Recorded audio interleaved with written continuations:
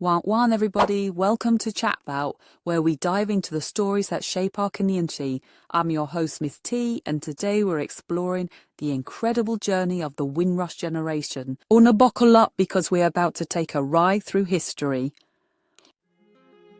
So it all began on June 22nd, 1948, when the HMT Empire Windrush docked at Tilbury, Essex. Now, this wasn't just an ordinary ship, it carried hopes and dreams of 1,027 passengers, mostly from Jamaica, ready to start a new life in Britain. Look at these faces, each one with a story to tell, young and old, men and women, all taking a leap of faith. They left behind sunny skies, family and everything familiar, carrying little more than their aspirations in their suitcases. They gave up all corners of the Caribbean, Jamaica, Trinidad and Tobago, Barbados and beyond. Just imagine that journey across the Atlantic, weeks at sea, heading towards an uncertain future in a country many had never seen. Now here's something that many people don't know. A lot of these arrivals were not strangers to Britain. Many had served in World War II, fighting for the mother country. They'd risked their lives for Britain once, and now they were answering the call again. Post-war Britain was struggling. The country needed rebuilding, and there weren't enough hands to do the work. The Windrush Generation rolled up their sleeves and got stuck in, helping to reconstruct not just buildings, but the very fabric of British society. And talk about a culture shock. From sunny shores and colourful houses to grey skies and rows of identical terraces. But you know what? They didn't just adapt, they transformed British culture in the process. They took on all kinds of jobs. In the newly formed National Health Service, Caribbean nurses became the backbone of the medical workforce. They drove the buses, keeping London moving. In factories across the country, they operated machines, contributing to Britain's post-war economic recovery. Britain needed their skills so badly, they even made flashy posters to recruit workers from the Caribbean. "Come to Britain, your skills are needed," they said.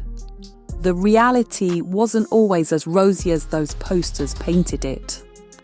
But the Windrush Generation didn't just work, they brought joy and colour to British life. Just look at the Notting Hill Carnival. Started in the 1960s as a response to racial tensions, it grew into Europe's biggest street festival.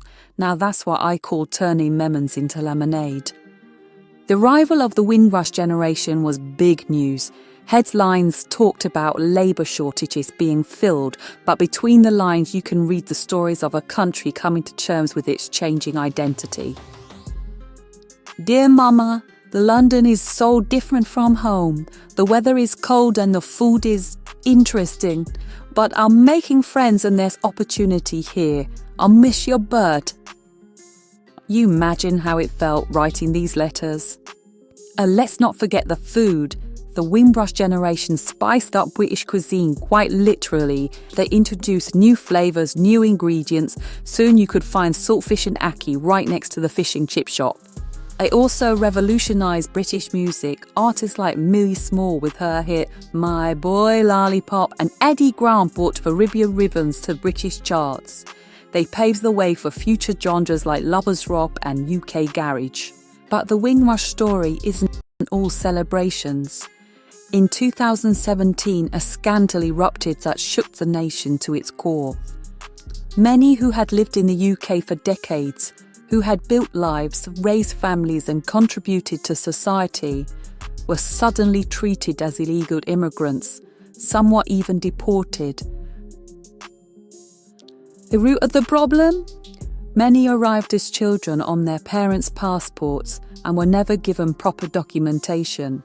The Home Office had destroyed thousands of landing cards and other records. Suddenly, people couldn't prove their rights to be in a country they called home for half a century. The Equality and Human Rights Commission stepped in, launching an investigation into the Home Office's action. They found that the Home Office had broken equality laws, failing to consider the impact on the Windrush Generation. The numbers are staggering. Thousands affected, lives disrupted, families torn apart. But through it all, the community spirit remained unbroken. They fought back, demanded recognition and compensation. Today, the Windrush Generation's legacy lives on through their children and their grandchildren.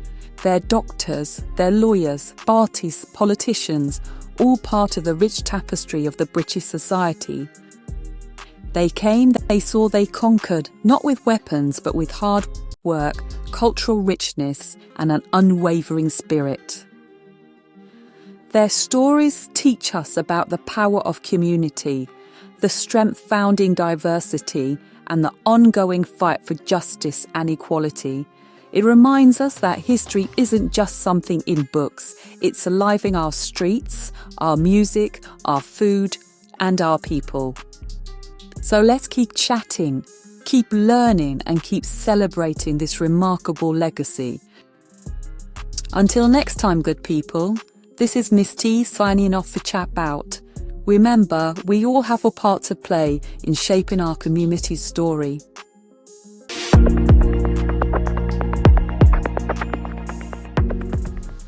Come on then, help a sister out.